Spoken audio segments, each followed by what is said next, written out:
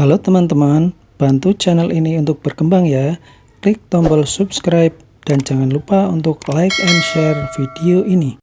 Terima kasih dan selamat mendengarkan.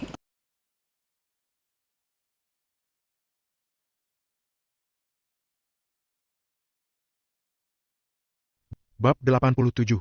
Angel yang sedih. Kamu menyinggungnya. Begitu mendengarnya, Reis langsung merasa bahwa masalahnya pasti hal ini. Waktu itu aku membantunya menangani seorang pecundang. Tapi karena terjadi kesalahan kecil, aku malah memarahinya. Jawab Rain dengan jujur. Dasar tidak berguna. Kamu itu selalu saja gagal, tidak pernah berhasil. Kamu jelas-jelas tahu si Hawik itu adalah orang Maple Rain Real Estate. Berani-beraninya kamu memarahinya?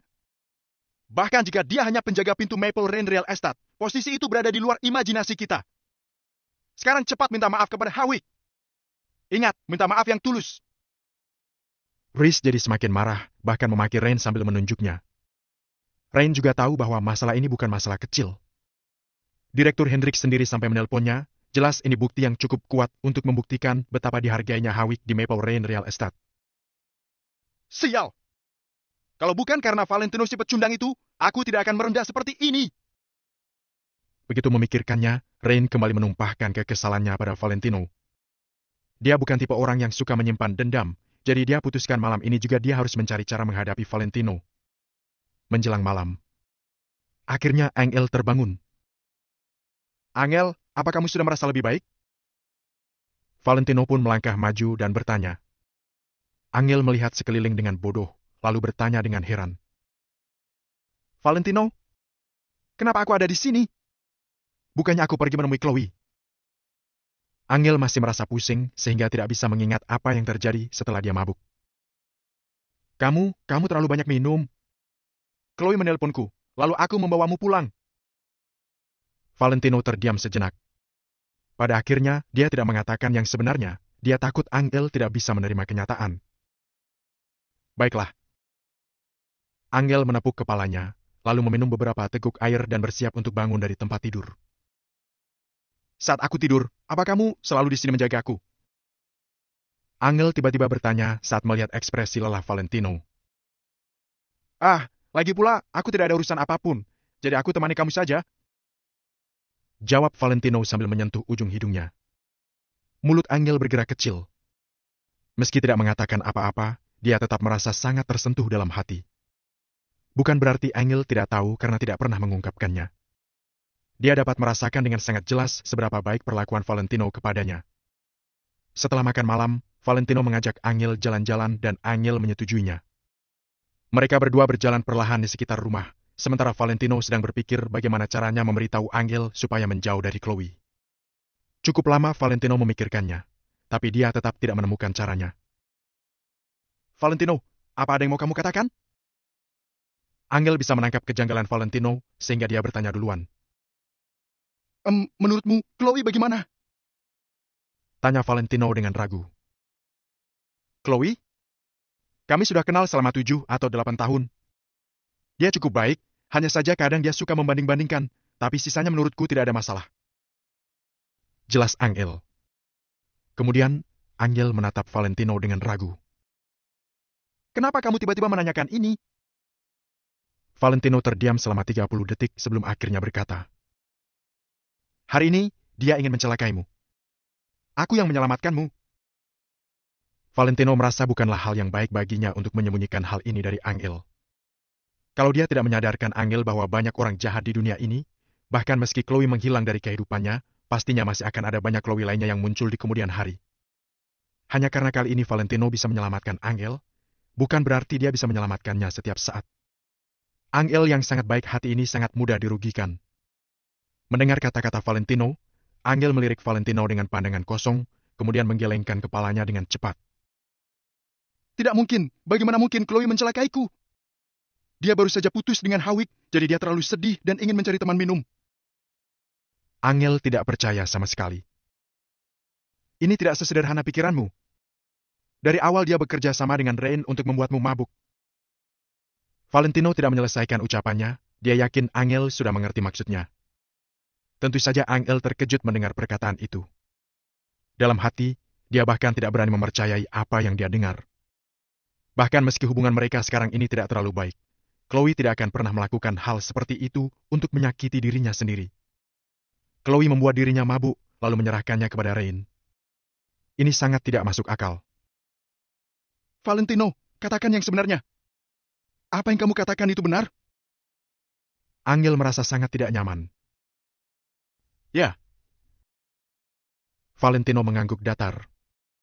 Angel melirik Valentino, lalu mengeluarkan ponselnya untuk menelpon Chloe. Dia ingin bertanya sendiri pada Chloe apa wanita itu benar-benar melakukan hal seperti ini. Namun, tidak peduli berapa kali dia menelponnya, nomor yang dia tuju tetap tidak aktif. Valentino, sebenarnya apa yang kamu lakukan? Chloe tidak akan memperlakukanku seperti ini, tidak akan. Aku tahu kamu tidak menyukainya, tapi dia satu-satunya temanku. Kenapa kamu seperti ini?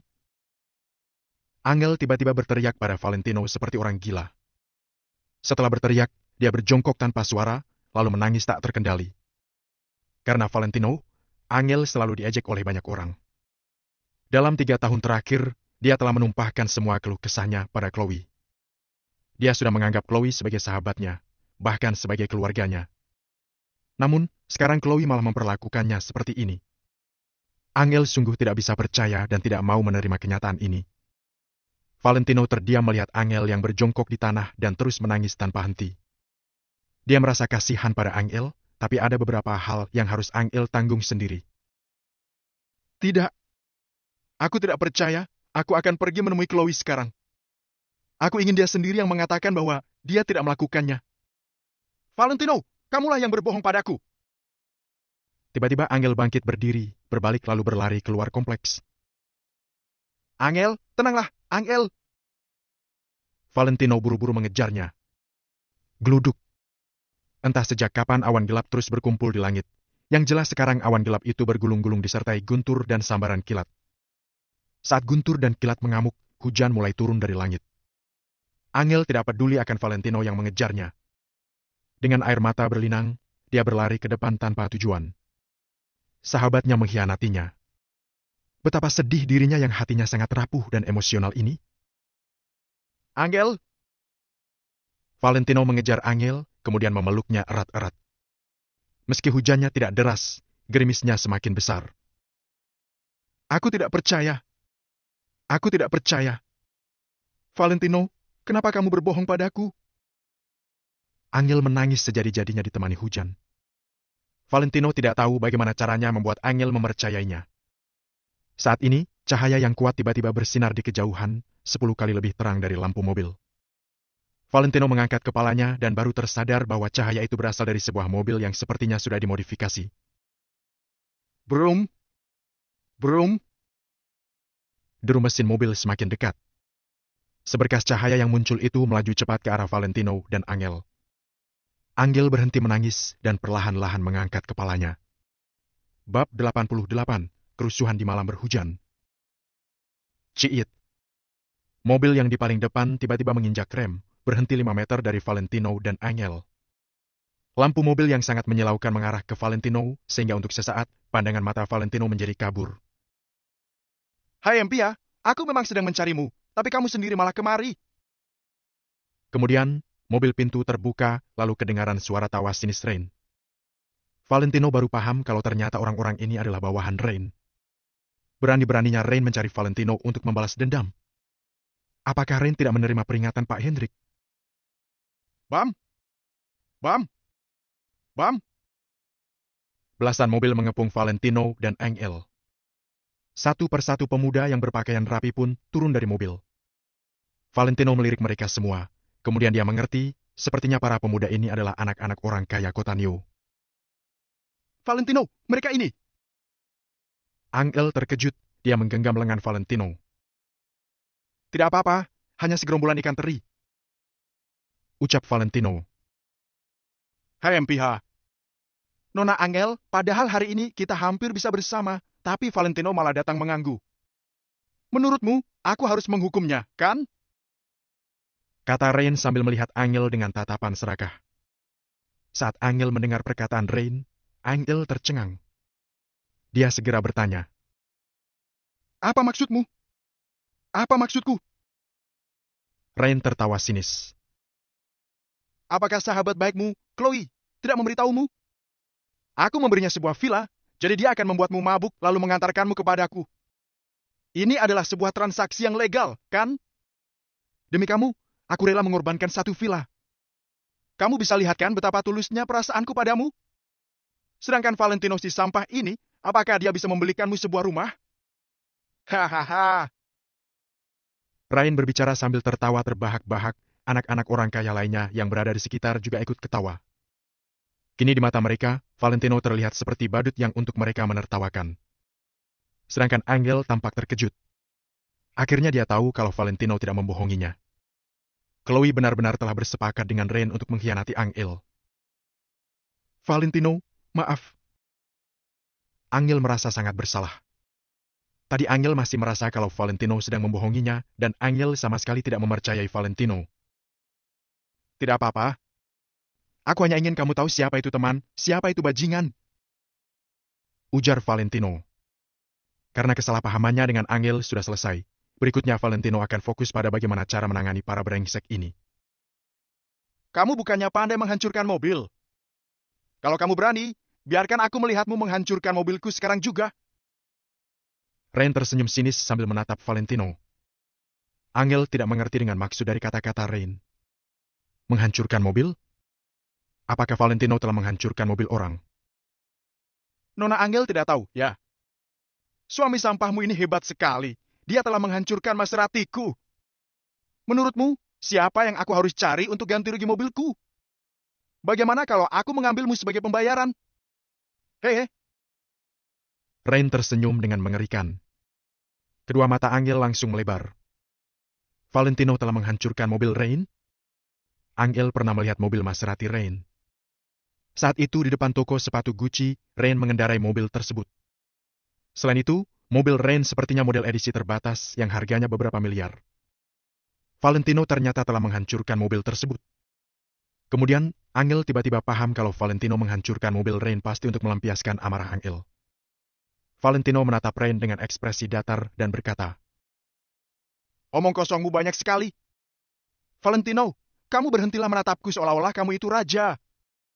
Kamu itu hanya sampah, tapi beraninya kamu memandang rendah aku. Hari ini aku akan memberikanmu 2 jalan keluar.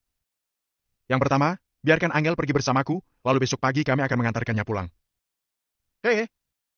Yang kedua, biarkan aku mematahkan kedua kakimu, kemudian membawa pergi Angel." Rain benar-benar sombong, apa yang dikatakannya lebih tidak masuk akal. Pagi ini, karena dia sendirian, jadi tentu saja dia tidak berani menantang Valentino. Namun, sekarang sudah berbeda. Kini Rain ada belasan orang di sekitarnya, jadi mudah baginya untuk membunuh Valentino. Aku juga akan memberikanmu 2 jalan keluar. Yang pertama, berlutut dan meminta maaf. Yang kedua, berlutut dan meminta maaf. Kalau kamu tahu diri, kamu tahu apa yang harus kamu lakukan. Ujar Valentino dengan datar. Setelah Valentino selesai berbicara, keheningan yang menakutkan menyelimuti seluruh lokasi. Beberapa saat kemudian, Rain adalah orang yang pertama ketawa. Hahaha. Brengsek, apa kamu sedang bercanda denganku? Sampah sepertimu beraninya menyuruhku berlutut. Hahaha. Para pemuda lain yang di sekitar juga ikut tertawa terbahak-bahak. Bajingan, karena kamu tidak mau menyerah. Hari ini aku akan menghajarmu sampai kamu menyerah. Kata Rain. Dia langsung membuka bagasi mobil lalu mengeluarkan sebuah tiang besi. Para pemuda lain juga tidak berdiam diri saja. Mereka semua membuka bagasi mobil lalu mengeluarkan senjata mereka. Para pemuda ini hidup dengan mengandalkan kekayaan keluarga mereka dan biasanya setiap hari tidak ada kerjaan, jadi mereka sering berkelahi, makanya senjata-senjata seperti ini pun selalu tersedia di bagasi mobil. Angel sangat gugup. Meskipun dia tahu Valentino pandai berkelahi, kali ini Valentino akan berhadapan dengan belasan orang. Selain itu, mereka semua mempunyai senjata. Sebagaimana hebat pun Valentino, apa dia benar-benar bisa mengalahkan mereka semua? Berdiri di belakangku. Ucap Valentino sambil membelakangi Angel. Dari sikap Valentino, sepertinya dia sama sekali tidak berniat untuk melarikan diri. Saat ini, Valentino dan Angel sedang dikepung oleh belasan orang. Mereka juga tidak bisa kabur. Valentino, Angel menatap Valentino. Dia merasa sangat cemas dan juga terharu. Demi melindungi Angel, tidak peduli berapa banyak orang di hadapan mereka, Valentino sama sekali tidak melangkah mundur. Angel benar-benar harus menghargai pria seperti ini. Serang dia! Hajar sampah itu sampai dia mati! Patahkan kedua kakinya! Sorot mata Rain menjadi garang. Dia mengeratkan genggamannya pada tiang besi lalu berlari maju. Valentino menajamkan matanya. Kemudian tiba-tiba membalikan badan dan mengulurkan tangannya. Dia menghindari serangan Rain, lalu menangkap tiang besi Rain. Berikan padaku! Valentino tersenyum sinis, dia mengeratkan genggamannya dan mengambil tiang besi tersebut dari tangan Rain. Setelah itu, Valentino mengangkat tiang besi tersebut, memutarnya lalu mengayunkannya ke arah leher Rain dengan kuat. Bam!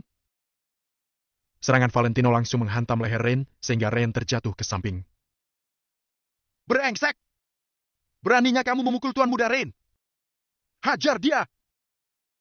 Para pemuda itu mulai menerjang ke arah Valentino. Kehebatan Valentino memang telah membuat mereka tercengang. Akan tetapi, saat ini mereka ada banyak orang, jadi mereka tidak akan takut menghadapi Valentino. Para pemuda yang berusia 20-an berlari ke arah Valentino sambil memegang senjata. Demi melindungi Angel, Valentino tidak boleh melangkah maju agar jarak mereka tetap dekat dan tidak terjadi apa-apa pada Angel. Valentino menghadapi segerombolan pemuda itu. Dia terus menggerakkan tiang besi di tangannya. Selama serangan Valentino mengenai seseorang, orang itu pasti akan terjatuh. Tit! Tit! Tit! Tiba-tiba, terdengar suara klakson mobil lagi di kejauhan.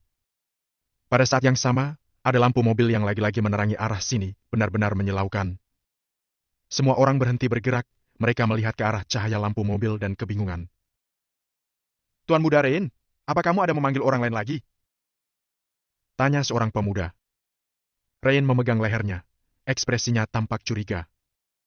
Dia menjawab. Tidak, aku hanya memanggil kalian.